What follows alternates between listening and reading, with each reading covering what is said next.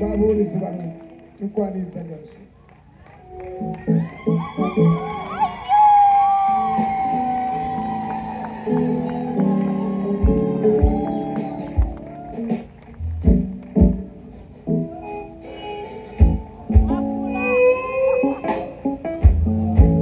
Hallelujah. Asima simwerangawe izina ryawe ekiraga sibabulira asima simwerangawe izina ryawe ekiraga